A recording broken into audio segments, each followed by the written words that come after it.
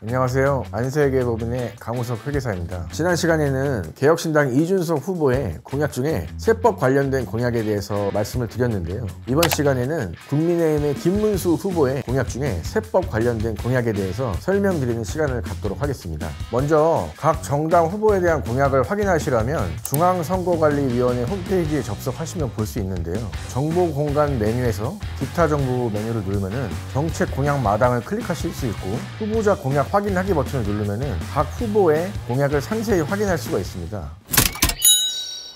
먼저 김문수 후보에 대한 세법 공약을 살펴보면 세 부담을 낮추기 위한 공약이 참 많은데요. 첫 번째로 기업하기 좋은 나라, 일하기 좋은 나라를 만들기 위한 일환으로 법인세 및 상속세 최고세율을 인하하겠다는 등 세제 정비를 하겠다는 공약이 두드러졌습니다. 먼저 법인세 최고세율 구간을 인하하겠다고 했는데 현재는 법인세율이 과세표준의 2억 이하는 9%부터 해서 3천억 초과 부분에 대해서는 24%에 대한 세율을 부담하고 있습니다. 그런데 이 3천억 초과 부분에 대한 세율 24% 부분을 없애겠다라고 하는 게 이 공약의 취지예요. 원래는 3천억 초과 부분에 대해서는 세율 구간이 없었어요. 그러나 문재인 정권 때 이 3천억 초과 부분에 대해서 법인세율 25% 구간을 신설했고 윤석열 대통령 때는 2023년 즈음에 최고세율 구간 25%를 24% 낮췄고 그런데 이 김문수 후보는 이 3천억 초과 부분에 대한 24% 세율을 아예 없애겠다라고 하는 것이죠. 그렇다면 이제 이 공약에 대한 실천 가능성에 대해서 반드시 기재를 하게끔 되어 있는데 재원 조달 방안 등에 대해서는 세제 개편과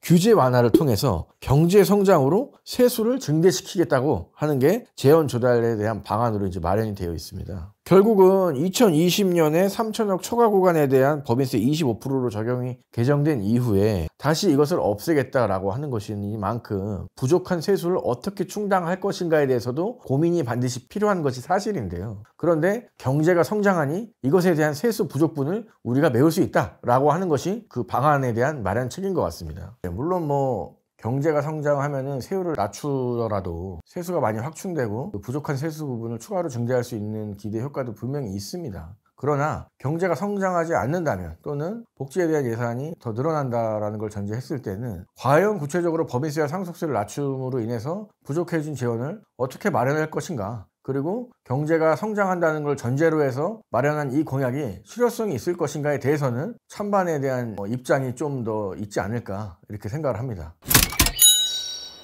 물론 화폐 가치가 하락하고 따라서 이제 법인세에 대한 세수가 절대적인 금액은 늘어나는 것이 사실이지만 그러나 이 부분에 대한 찬반 논쟁이 있어서 반대측의 입장에서는 결국은 아주 큰 대기업들 위주에 대한 법인세율을 낮추겠다 하는 게 그 취지지 않냐라는 비판적인 시각도 분명히 있을 것 사실입니다. 그러나 한편 찬성을 하시는 사람 입장에서는 원래 그 3천억 초과 부분에 대한 세율 구간이 없었고 2020년에 신설이 되었다가 2023년에 낮춰졌고 지금은 폐지를 하겠다는 것이니만큼 잠깐 생겼다가 없어지는 것이니 이것이 큰 차이가 없지 않느냐라고 하는 게 찬성 쪽의 입장일 수도 있을 것 같아요. 무엇이 맞든지 간에 어쨌든 간 경제 성장을 이룩하기 위한 하나의 방안으로 법인세율을 낮추겠다. 그래서 법인들에 대한 경쟁력을 높이게 하는데 장치를 마련하겠다라고 하는 게 이 공약의 첫 번째 취지인 것 같습니다.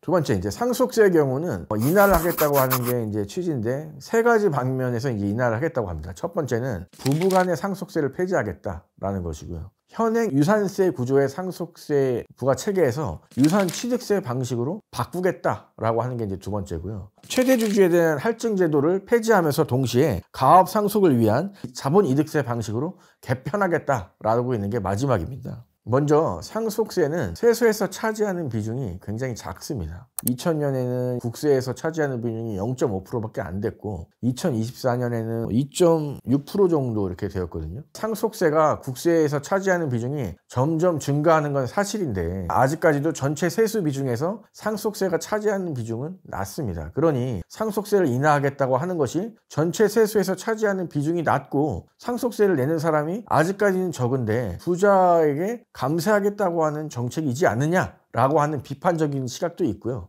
또 다른 측면으로는 OECD 국가에서 상속세를 유지하는 국가가 적고 높은 상속세를 유지하는 것이 결국은 고액 자산가들이 국가를 선택하는 데 있어서 자산에 대한 부의 국외 유출에 대한 효과가 많이 발생하는 만큼 상속세를 빨리 인하해줘서 이런 고액 자산가들의 이탈 현상을 막아야 된다라고 하는 게 또 한편의 그 찬성론자들의 입장인 것 같아요. 그러나 어쨌든 간 상속세에 대한 부과에 대한 가장 큰 취지는 세대 간에 대한 부의 이전을 조금이나마 막겠다. 세대 간에 대한 평등, 그리고 낳을 때부터 부자인 사람들이 있는 반면에 처음에는 많은 재산을 상속받지 못함으로 인해서 상대적으로 자산 계층에 없음에도 불구하고 열심히 노력해서 상속 재산을 물려줄 수 있게끔 부자가 되었고, 그런데 그 상속 재산을 다시금 다음 세대에게 이제 상속해 준다고 했을 때 그 부가 이전되면은 영원히 어떤 특정 가문이나 계층에 있어서는 고액 자산가 또는 부자에 대한 유지가 지속될 수 있게끔 되으니 세대 간의 부의 이전을 막고자 하는 게 이제 상속세의 가장 큰 취지예요. 그런데 이 상속세에 대한 취지에 비추어 보면 부부 간의 재산이 상속되는 경우에 있어서는 사실 상속세를 부과할 명분이 부족한 것도 사실인 것 같습니다. 즉 세대 간의 부의 이전을 막고자 상속세라는 것을 만들어 놨는데 세대 내에서의 부의 이전에 대해서는 상속세를 부과할 수 있는 큰 취지가 사라지는 게 아니냐, 무리한 상속세를 유지하는 게 아니냐라고 하는 비판적인 시각이 많았고요. 사실 논란에 있어서는 큰 쟁점은 아닌 것 같습니다. 부부간 상속에 있어서는 상속세를 폐지한다라고 주장하는 찬성론자들이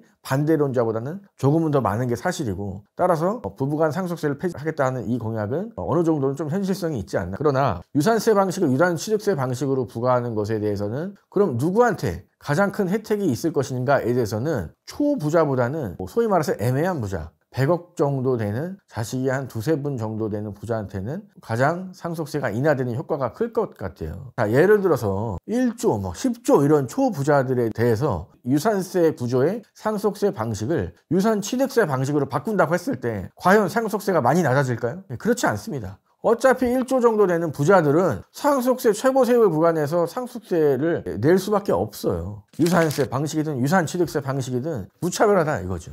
그러나 100억대 정도의, 이런 표현이 적절할지 모르겠지만 애매한 부자들 같은 경우에는 유산취득세 방식으로 바꾸는 게 굉장히 효과적일 것 같습니다. 그러나 이것에 대해서도 찬성론자 입장에서는 부에 대한 해외 이전, 이중과세에 대한 문제 등등 여러 가지 사유로 인해서 상속세를 줄여야겠다라고 하는 찬성론자의 입장이 있는 반면, 반대론자 같은 경우는 국세에서 상속세가 차지하는 비중은 2.6%밖에 불과하지 않고 상속세를 줄여준다고 했을 때 전체 국민 수의 비중에서 그 혜택을 받는 사람은 적은데 부자 감세가 아니냐라고 보는 반대론자의 입장도 있을 것 같아요. 유산세 방식을 유산취득세 방식으로 바꾸겠다고 하는 게 여러 세법 개정안에 이미 올라왔음에도 불구하고 번번이 통과를 하지 못한 것도 사실입니다.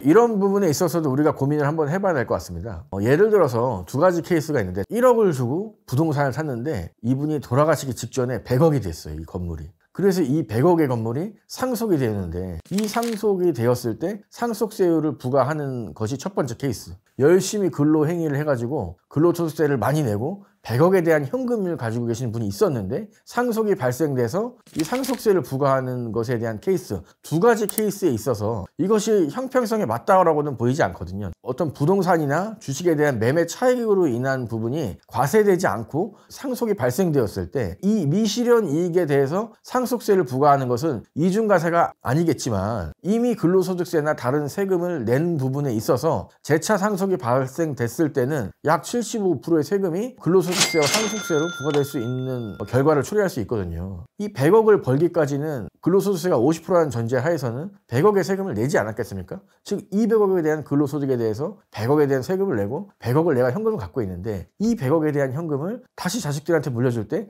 100억의 50%인 50억의 세금을 내니 이분의 입장에서는 전체 200억 중에 150억에 대한 세금을 피상속인 또는 상속인이 납부하게 된 것이고, 결과론적으로 200억이 50억이 줄었으니 야 이거는 이중과세다, 상속세를 줄여야 한다 라고 생각하시는 분들이 있는 반면, 한 번도 과세되지 않는 부동산 등에 대해서 상속이 발생됐을 때는 이중과세라고 볼 수 있느냐에 대해서는 그렇지 않다라는 것이죠. 그러면은 상속 재산에 대해서 일률적인 세율을 부과하는 것보다는 케이스별로 나눠서 세금을 부과하는 것도 한 번은 고려해 보셔야 될 것 같습니다. 자, 마지막으로 가압상속에 대해서는 자본이득세를 부과하는 방식을 고려하겠다. 상속세에 대한 개편의 세 번째 공약이었는데요. 자본이득세란 부모가 재산을 물려줄 때 과세하지 않고 후대가 그 상속받은 재산을 처분할 때 실제 이익이 발생할 때, 즉 유상으로 처분할 때 현금이 들어올 때 그때 양도세 등의 방식으로 과세를 하겠다는 거예요. 그러니까 예를 들어서 상속받을 때는 건물을 상속받건 주식을 상속받건 실현되지 않은 이익이기 때문에 현금이 없음에도 불구하고 상속세를 내야 되기 때문에 건물이나 주식을 무리하게 팔아야 되는 것들을 방지하고자 실제로 상속받은 재산을 처분할 때, 즉 현금이 나의 수중으로 들어올 때 그때 자본이득세라는 방식으로 과세를 하겠다고 하는 게 이 자본이득세에 대한 그 취지입니다. 그런데 자본이득세에 대한 문제는 현행 상속세는 50%, 그리고 현행 양도세는 주식 같은 경우에는 20% 또는 25% 정도의 세율로 부담을 시키기 때문에 결국은 세부 부담의 차이에 대해서 발생이 되고, 따라서 김문수 후보에 대한 공약 중에는 일단 가압상속공제 적용받는 주식에 대해서 자본이득세 방식을 도입하겠다 라고 하는 게 그 취지예요. 이미 가압상속공제에 대해서는 자본이득세와 비슷하게 2월과세라는 제도가 있습니다. 가압상속공제로 인해서 적용을 받는 가압상속 주식에 대해서는 당장은 상속세를 부과하진 않지만 추후에 이 주식을 양도할 때 피상속인의 당초 취득가로 봐서 양도 차익을 계산하고 양도세를 계산하는 만큼 이미 어느 정도는 자본이득세를 부과하고 있다라는 것이죠. 그러나 가압상속공제는 적용받는 대상 기업이나 사후관리, 대기업은 적용을 받지 못하는 등 여러 가지 불편함이 있는 것도 사실입니다.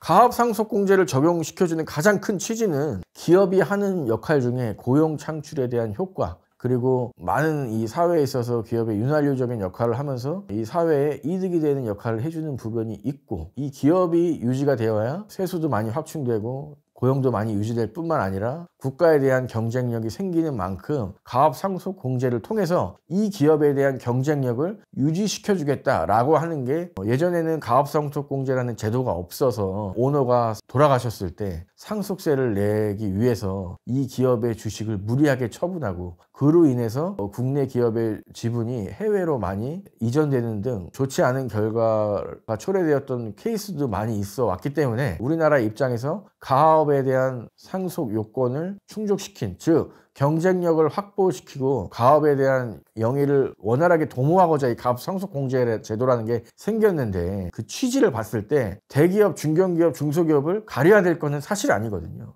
이 사회적인, 그리고 가압상속공제에 대한 취지를 봤을 때 중소기업보다는 대기업이 그 취지에 부합하게 사회적인 역할을 해주는 것도 맞는데, 기업에 대한 규모를 판단해서 혜택을 누구는 주고 누구는 안 주는 것이 과연 현행 가압상속공제 취지에 부합하느냐에 대해서는 다시 한번 고민을 해봐야 되는데, 이 공약이 주는 거는 가압상속공제에 대한 혜택을 완화하겠다 하는 게 아니고요, 자본이득세 방식으로 바꾸겠다라고 하는 건데, 중요한 것은 이미 가압상속공제는 어느 정도 자본이득세 방식으로 과세를 하고 있기 때문에 이 공약에 대한 실효성이 어떤 확대 또는 완화시켜주는 역할을 해주는 건 사실상 아니다. 즉 실효성 부분에 있어서는 한 번쯤은 재고해볼 필요가 있다라고 하는 것입니다.